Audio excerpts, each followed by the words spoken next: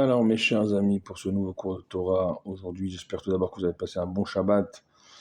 Shabbat de Matan Torah, on a reçu hier à nouveau la Torah. J'espère que vous l'avez reçu selon les mots du Rabbi Besimcha ou Bepnimiut, avec joie, avec profondeur. Et cette semaine, on est semaine Shavua Parasha Mishpatim, Parasha un peu plus difficile dans le sens où c'est les Mishpatim. Après le don de la Torah, on rentre dans le détail des lois, des sentences, des jugements. Ben Adam Lachavero, entre un juif et son prochain, tous les nézakim, notamment les dommages causés. Et donc, c'est des parachiotes, mishpatim, une paracha en tout cas, qui est très technique, et qui en fait, juste après Matan Torah, ça vient nous dire, il ne faut pas rester sur le Har Sinaï. Il faut redescendre dans les mishpatim, dans les sujets de ce monde, dans les sujets de la terre, et y faire descendre ce qu'on a reçu au Mont Sinaï, c'est-à-dire le shefa, l'influence, tout ce qu'on a reçu d'en haut, en fait, cet extraordinaire événement de Matan Torah, le faire descendre dans le concret de nos vies, de tous les jours et de chaque instant. Et également, ne pas oublier que cette semaine, et déjà depuis la semaine dernière, depuis tout Bishvat déjà, on est rentré dans les 30 jours avant la fête de Purim et qu'on est déjà une semaine après, donc on est déjà à 3 semaines de Purim, puisque voilà, tout Bishvat c'était dimanche soir dernier, on y est, donc il y a une semaine en moins. Et je suis tombé ce matin en allant au Shiur de Torah dans la Beth Knesset du Rav Amselem, Rav Eliyahu Amselem Shalita, du côté d'Achoma. Dieu le protège, lui donne une réfoua shlema à sa femme et des filles, la naissance de filles cette année. Amen Keni Ratson. Eh bien, je suis tombé sur un feuillet là-bas du Rav Benayahu Issachar Shmueli Shalita, qui est Rosh Haïshiva et Mekoubal, kabbaliste, et qui écrit comme ça: Arshav matrilim et simchat purim. Maintenant, on doit démarrer Simchat Purim. C'est-à-dire que la Ikar Gadol Arshav Tu Bishvat, il parle ça depuis Tu Bishvat. Et il dit que depuis Tu Bishvat, déjà, Zé Sheloshim Yom Lifne Purim, 30 jours avant la fête de Purim.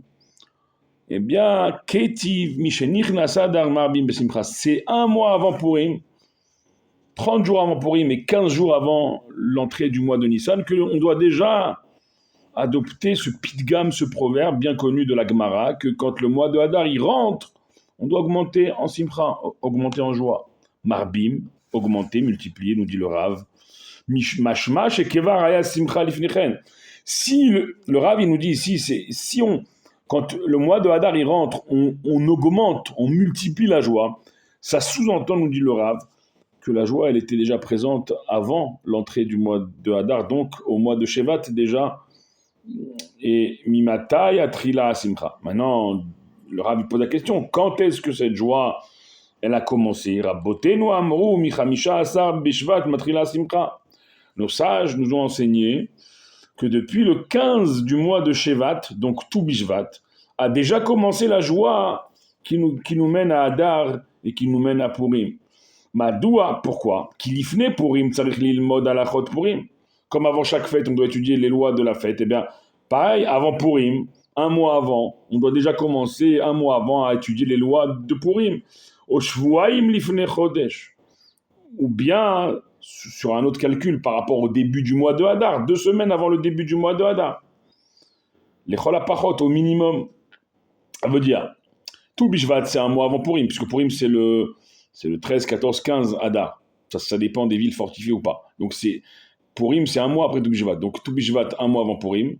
Comme un mois avant Pessah, on étudie les lois de Pessah. Comme un mois avant chaque fête, on étudie les lois de la fête. Tout Bishvat, un mois avant Purim, on doit commencer à étudier les lois de Purim. Mais ça veut dire quoi? C'est-à-dire que si c'est un mois avant Purim, c'est forcément 2 semaines avant Rosh Chodesh Hadar, puisque Rosh Chodesh Hadar, donc c'est à partir de tout Bishvat, c'est 15 jours après. Vous comprenez? Donc en vérité, on est déjà presque en retard, mais Baruch Hashem qu'on se réveille. enfin, que je me réveille moi, je parle que pour moi parce que vous êtes tous, Baruch Hashem, vous êtes tous des bons juifs, des grands tzadikim, que Dieu vous bénisse. Et donc, au Chodesh Lifnei Purim. Donc c'est soit, on démarre 2 semaines avant l'entrée du mois d'Adar, ou sur le calcul de Purim, un mois avant Purim, à Tu Bishvat, pour les deux. Shoshim Yom Kodem Purim, Zé Tu Bishvat.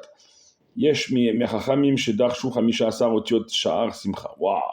Le scribe nous dit ici, il y a des sages qui ont été d'Oresh, que les lettres de 15 qui désignent le 15 du mois sont les mêmes lettres que les mots sha'ar simcha, la porte de la joie. Ki sha'ar simcha ze be-15 bishvat. La porte de la joie de Hadar et Purim, elle s'ouvre déjà à Tu Bishvat. Achav ze sha'ar simcha, c'est-à-dire que maintenant on est en plein dans la porte de la joie, Baruch Hashem. La chen katuv shevat bishvat, shebetu bishvat, lo amrim tachanunim. C'est pour ça qu'on dit que déjà à Tu Bishvat, le jour même de Tu Bishvat, dimanche soir dernier et lundi dernier, on n'a pas fait tachanunim.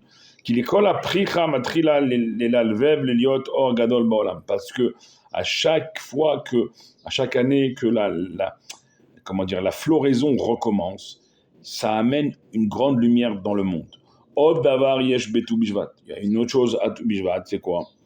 Si ine yesh machloket matay nivra olam, il y a une discussion dans la Torah, dans la Gemara.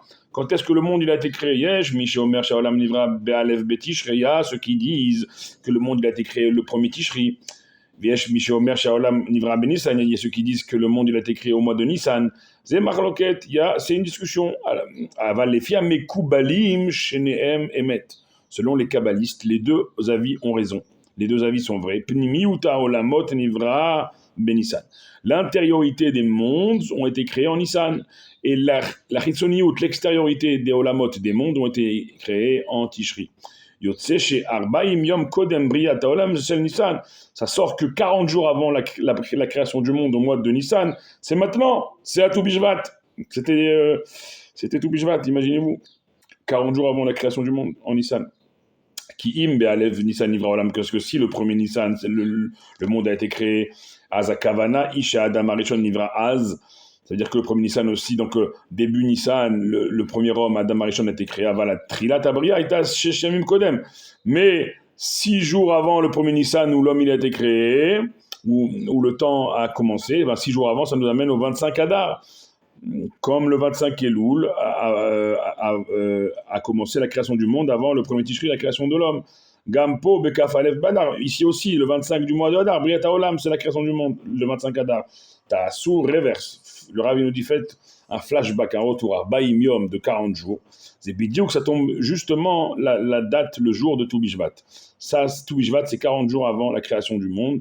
Que 40 jours avant, on proclame sur un bébé à naître et sur donc la création du monde. Imaginez-vous, mes chers amis, combien on est déjà dans la joie de Hadar, dans la joie de Purim, alors que cette joie, elle accompagne nos jours et nos semaines. Baruch Adonai Leolam, Amen, Amen.